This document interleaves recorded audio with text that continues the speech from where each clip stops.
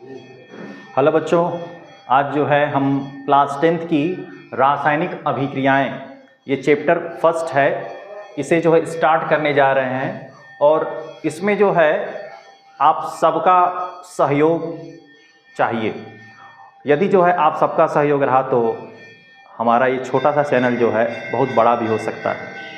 चलिए तो हम लोग आज स्टार्ट करते हैं रासायनिक अभिक्रियाएं।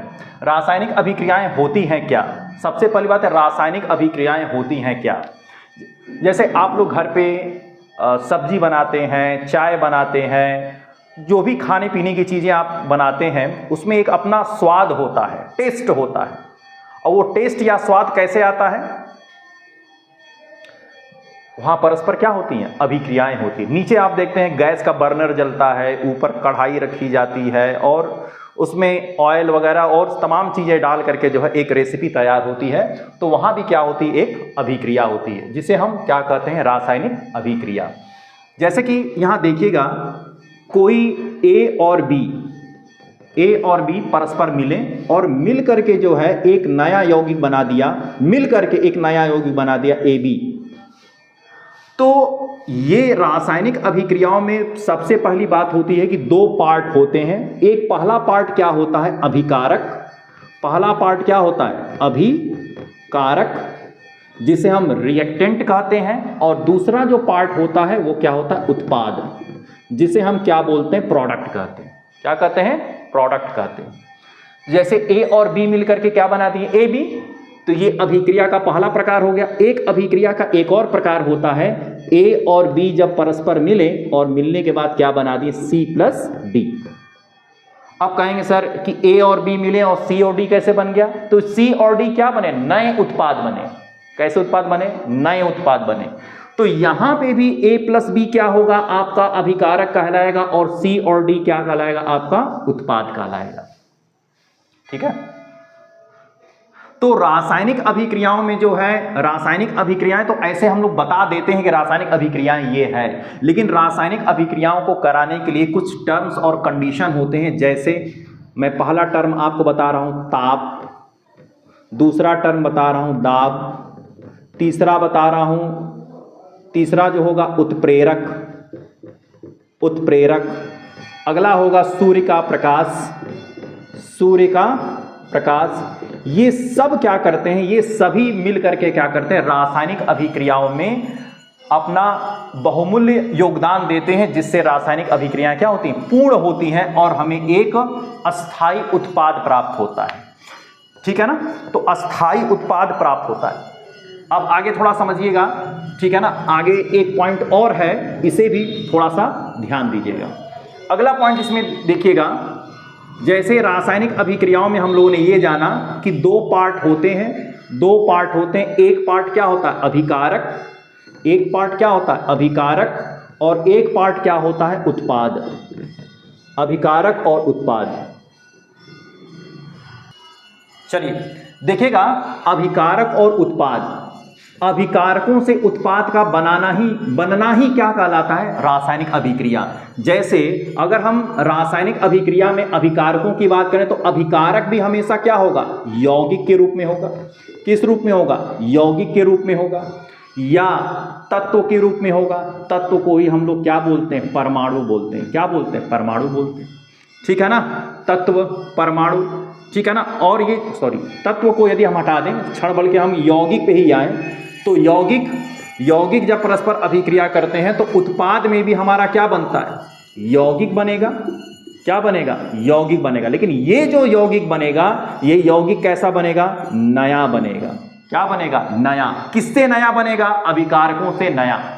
जैसे अगर मैं बात करूं कि आप लोग ये भी क्वेश्चन पूछ सकते हैं कि सर ये यौगिक होता है क्या?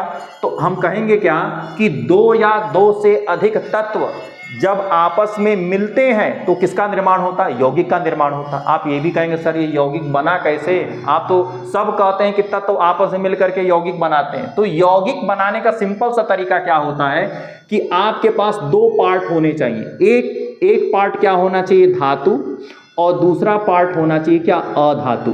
धातु और अधातु परस्पर संयोग करके क्या बनाते हैं? यौगिक बनाते हैं। दूसरा यौगिक जो बनता है वो कैसे बनता है? इलेक्ट्रॉन के स्थानांतर साझेदारी से। दूसरा बनता है इलेक्ट्रॉनों के साझेदारी। तो साझेदारी की बात आज नहीं करेंगे, आज हम धातु और अधातु की ही बात करेंगे। धातुओं में आप याद रखिएगा, धातुएं क्या करती हैं? इलेक्ट्रॉन का त्याग करती हैं, वहीं अधातुएं जो है इलेक्ट्रॉन को क्या करती हैं? ग्रहण करती हैं। धातुएं जो है इलेक्ट्रॉन त्याग करके क्या बनाती हैं? धनायन बनाती हैं, और वहीं अधातुएं इलेक्ट्रॉन ग्रहण करके क्या बनाती हैं? ऋणायन बनाती हैं। क्या बनाती हैं? ऋणायन बनाती हैं। ठीक, सिंपल सी बात समझ में आ रही है। और जब धातु और अधातु, जब धातु और अधातु आपस में, अधातु जब आपस में एक दूसरे से इंटरेक्ट करते हैं, यानी कि आपस में जुड़ते हैं, तो किसका निर्माण होता है? तो हम कहते हैं किसका निर्माण हो रहा है? यौगिक का निर्माण हो रहा है। किसका निर्माण हो रहा है? यौगिक का। तो देखिएगा, अगर हम एक सिंपल सा कंपाउंड बनाएं, आप लोग देखे होंगे सर NaCl, खूब पढ़े होंगे NaCl। NaCl कह देता कोई भी NaCl क्या है? यौगिक है। सही बात है, यौगिक है। लेकिन ये कैसे यौगिक है? कैसे पता चले कि ये कैसे बना है? Sodium chloride. तो देखिएगा इसमें क्या क्या चीजें पता होनी चाहिए। सबसे पहले आपको पता होना चाहिए सोडियम का परमाणु क्रमांक और इसका इलेक्ट्रॉनिक विन्यास। देखिएगा सोडियम का परमाणु क्रमांक कितना होता है? 11। इसका इलेक्ट्रॉनिक विन्यास क्या होगा? 2 8 1। तो सोडियम के बाह्यतम कोश में कितने इलेक्ट्रॉन है? 1 इलेक्ट्रॉन। और वहीं यदि हम क्लोरीन की बात करें तो क्लोरीन का परमाणु क्रमांक कितना होता है? क्लोरीन का परमाणु क्रमांक कितना होता है? 17। इसका इलेक्ट्रॉनिक विन्यास होगा 2 8 7। तो अब बताइए किसके बाह्यतम कोश में कितने इलेक्ट्रॉन है? तो आपने कहा कि सर सोडियम के बाह्यतम कोश में 1 इलेक्ट्रॉन है और क्लोरीन के बाह्यतम कोश में 7 इलेक्ट्रॉन है। तो सर हम इसमें पता कैसे लगाएं कौन धातु है कौन अधातु है? कौन धातु है कौन अधातु है? तो समझिएगा, यहां पर जिन तत्वों के बाह्यतम कोश में, जिन तत्वों के बाह्यतम कोश में क्रमशः 1 इलेक्ट्रॉन, क्रमशः 2 इलेक्ट्रॉन और क्रमशः 3 इलेक्ट्रॉन होते हैं, वे क्या कहलाते हैं? धातु कहलाते हैं। और जिन तत्वों के बाह्यतम कोश में क्रमशः 5 इलेक्ट्रॉन, 6 इलेक्ट्रॉन और 7 इलेक्ट्रॉन होते हैं, ये क्या कहलाते हैं? अधातु कहलाते हैं। यानी कि जिन तत्वों के बाह्यतम कोश में 5 इलेक्ट्रॉन हो, 6 इलेक्ट्रॉन हो और 7 इलेक्ट्रॉन हो, ये क्या कहलाएंगे? अधातु कहलाएंगे।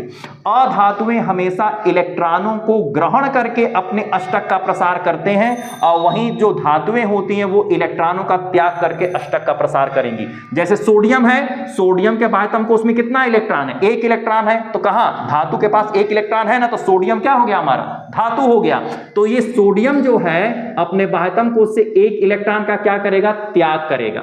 जब त्याग करेगा तो सोडियम पे कौन सा चार्ज आएगा?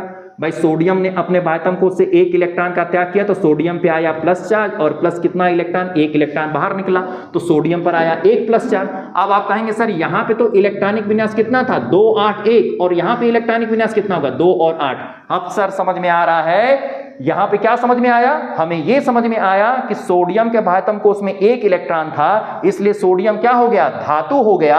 और धातुएं अपने बाह्यतम कोश से 1 इलेक्ट्रॉन का त्याग कर दी, और त्याग करके अष्टक का प्रसार भी कर रही हैं, और क्या बना रही हैं? धनायन भी बना रही हैं। उसी प्रकार अगर हम क्लोरीन की बात करें तो क्लोरीन का इलेक्ट्रॉनिक विन्यास कितना हमने बताया था? 2 8 7। तो क्लोरीन के बाह्यतम कोश में 7 इलेक्ट्रॉन है, और क्लोरीन ने क्या किया? क्लोरीन क्या करेगा? हमने बताया था 5 6 और 7। अब सर क्लोरीन के बाह्यतम कोश में 7 इलेक्ट्रॉन है, तो ये अपने अष्टक का प्रसार करने के लिए 1 इलेक्ट्रॉन को बाहर से ग्रहण करेगा, और ग्रहण करके क्या बनाएगा? Chloride ion. तो सर हमें मिला क्या? एक सोडियम जो मिला ये धातु हो गया, और क्लोराइड आयन क्या हो गया? अधातु। इस प्रकार सोडियम पे +1 चार्ज और क्लोरीन पर -1 चार्ज, जब इन दोनों का आपस में क्रिस क्रॉस होता है, तब हमारा क्या बनता है? Sodium chloride. और सोडियम क्लोराइड है क्या? एक यौगिक है। सोडियम क्लोराइड क्या है? एक यौगिक है जो किसी रासायनिक अभिक्रिया में भाग लेता है। ठीक है, सबको समझ में आया? देखिए भाई, आज जो है हम आप लोगों को मैंने रासायनिक अभिक्रिया को बताने का आपको प्रयास किया। रासायनिक अभिक्रिया में केवल हमने आपको अभी यौगिक के बारे में बताया, और हमने आपको शुरू में बताया कि किसी रासायनिक अभिक्रियाओं में अभिकारक से क्या बनते हैं? हमेशा उत्पाद बनते हैं। ठीक है ना? तो आज की क्लास यहीं तक रहेगी आपकी। आप लोग इस चैनल को सब्सक्राइब करिए, लाइक करिए, और अपने सुझाव को कमेंट के माध्यम से ज़रूर शेयर करिए, ताकि हम लोग कुछ अनोखा प्रयास करके विज्ञान को और सरल रूप में आपके सामने प्रस्तुत करें। धन्यवाद।